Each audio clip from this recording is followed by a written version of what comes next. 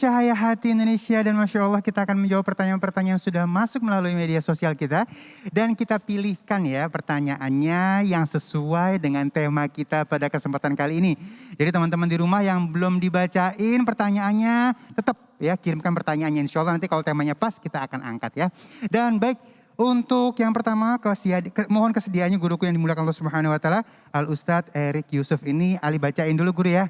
Ini dari @vivi_an29. Saya sudah berumah tangga, tapi seperti nggak punya privacy karena mertua selalu kepo, Masya Allah. Tentang cara saya ngurus suami dan anak. Gimana caranya ya Ustadz biar saya bisa kasih batasan sama mertua. Wah ini masalah orang banyak kayaknya. Masya Allah. Inilah ya, ini masalah di perumahan mertua indah.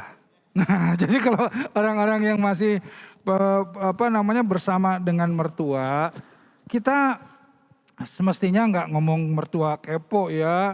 Karena apa? Karena yang namanya ibu tentu ingin melihat anak-anaknya seperti apa dengan kasih sayangnya, dengan rasa sayangnya, itu perhatian yang baik buat anak-anaknya gitu. Walaupun tadi privacy itu kadang-kadang ya namanya ibu ya pengen lihat jadi akhirnya ada yang 1-2 misalnya dilanggar. Karenanya begini ya, tuntunannya dalam agama itu bagaimana baiti jannati atau rumahku surgaku itu kita sebetulnya membangun satu rumah, satu keluarga ya yang sakinah mawadah warahmah, yang bisa mandiri, yang bisa juga kemudian menjadi contoh dan inspirasi buat nanti anak-anak dan nanti turunan-turunan kita yang lain.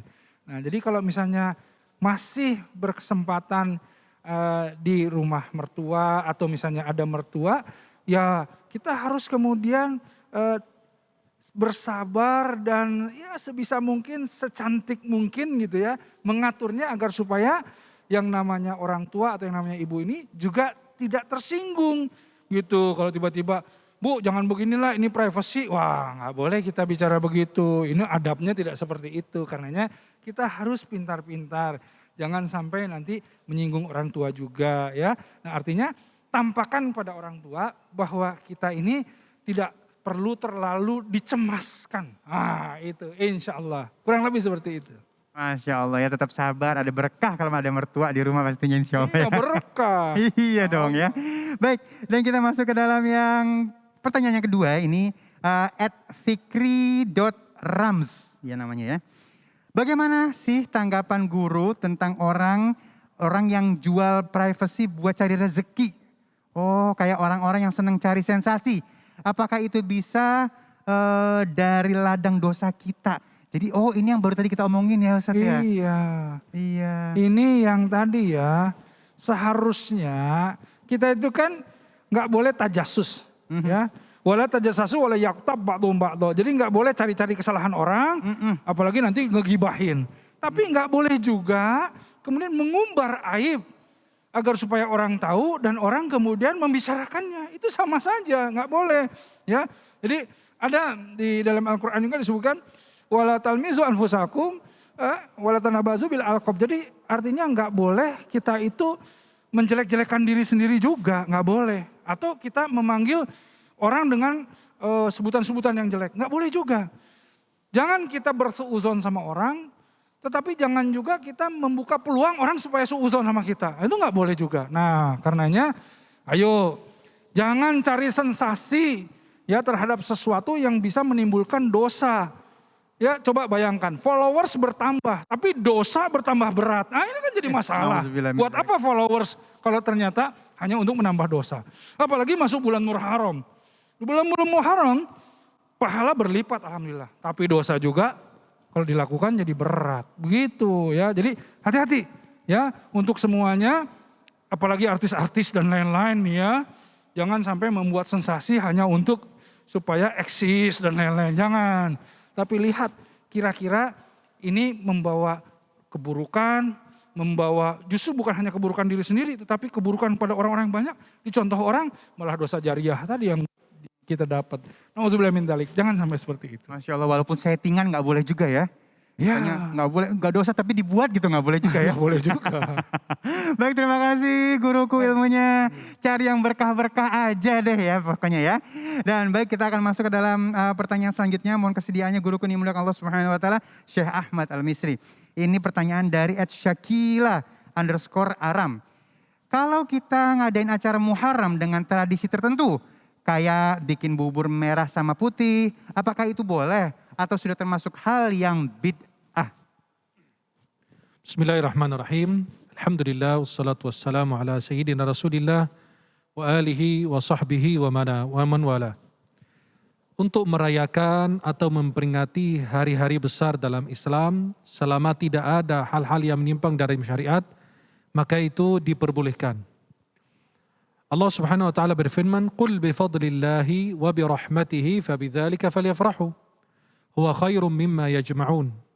Maka jika ada di sebuah negeri dimanapun penduduk negeri tersebut merayakan hari-hari besar Islam dengan hal-hal yang tidak bertentangan dengan syariat Islam, seperti membuat makanan-makanan tertentu atau dengan penyambutan tertentu, selama tidak bertentangan dengan dasar dari syariat Islam, maka itu diperbolehkan. Apalagi berkaitan dengan membuat bubur putih, apalagi bubur merah di tahun baru Hijriyah atau memperingati malam tahun baru Hijriyah. Itu sangat diperbolehkan. Karena ada kaidah yang disepakati oleh para ulama, al-aslu fil adatil ibahah illa ma warada dalilun bitahrim. Asal dalam adat, asal dalam kebiasaan sehari-hari, dalam masalah makanan adalah mubah. Kecuali ada dalil-dalil yang mengharamkan hal demikian. Maka Allah Subhanahu wa taala katakan, "Qul innama harrama rabbiyal fawahish ma dhahara minha wa ma batan." Allah hanya mengharamkan suatu perbuatan yang keji, yang nampak maupun tidak.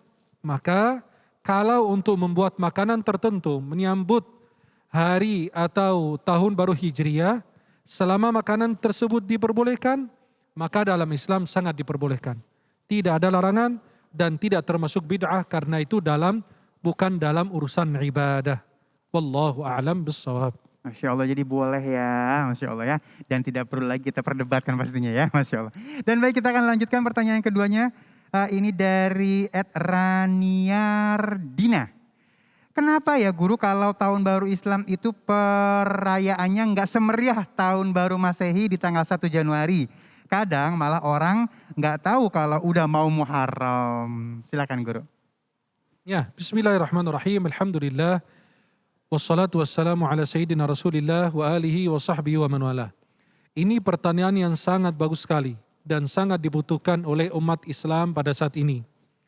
Pertanyaan, kenapa kita tidak memeriahkan tahun baru Hijriyah sebagaimana kita merayakan atau tahun baru Masehi itu begitu meriah dan banyak sekali orang-orang yang merayakannya. Itulah diantara kelemahan-kelemahan umat Islam, adalah memperingati hari-hari di luar Islam. Tapi hari-hari yang berkaitan dengan umat Islam, mereka lupakan. Padahal kalender Hijriyah itu adalah kalender ibadah kita. Kita puasa menggunakan Hijriyah, kita haji menggunakan bulan Hijriyah. Kita melakukan ibadah-ibadah yang lain itu menggunakan tahun Hijriyah. Dengan berhitungan zakat menggunakan Hijriyah. Maka karena jauhnya umat Islam daripada syariat Islam, dari ajaran Islam, maka mereka terpengaruh daripada tradisi dan adat istiadat umat yang lain. Dalam hadis yang diriwayatkan dalam Sahih, Rasulullah SAW mengatakan bahwasannya la tattabi'unna sanana man kana qablakum shibran bi shibrin wa dhira'an bi dhira' hatta law dakhalu juhra dabbin la dakhaltumuh. Qalu al-yahud wan nasara, qala faman? Nanti kalian akan mengikuti tradisi-tradisi umat-umat terdahulu. Selangkah demi selangkah, kalian akan terus sama mereka. Sehingga kalau umat orang lain itu, umat yang lain akan mengikuti atau memasuki satu lubang biawak, kalian akan ikut masuk juga. Kata sahabat Yahudi dan Nasrani, ya Rasulullah, kata Nabi SAW, faman, siapa kalau bukan mereka ini? Maka sayang sekali banyak anak-anak muda, banyak masyarakat muslim dimanapun berada, mereka lebih memeriahkan tahun baru Masehi dibanding tahun baru Hijriah. Silakan bergembira itu kapan saja. Selama tidak bertentangan dengan syariat. Tapi kita diutamakan bergembira, berbahagia dengan datangnya tahun baru Hijriah. Mengingat hijrah Rasulullah SAW dan ini tahun baru Hijriah dan kita menggunakan kalender Hijriah dalam ibadah kita. Dan itu akan menambahkan kecintaan kepada umat Islam dan kepada syariat Islam, kepada tradisi umat Islam yang biasa dilakukan sejak dahulu. Maka itu adalah yang namanya disebut dengan huwiyah, identitas kita umat Islam. Jika hilang, maka identitas orang itu kalau hilang itu berbahaya. Jika orang KTP-nya hilang atau paspornya hilang, itu menjerumuskan orang tersebut dalam bahaya. Apalagi diambil orang yang tidak bertanggung jawab, bisa melakukan sebuah tindakan kriminal kemudian dia letakkan KTP kita atau paspor kita di tempat kejadian. Maka umat Islam harus kembali kepada ajaran-ajaran yang sudah disampaikan oleh Allah dalam Al-Quran dan Rasulnya Muhammad SAW di dalam hadis-hadisnya Sallallahu Alaihi Wasallam.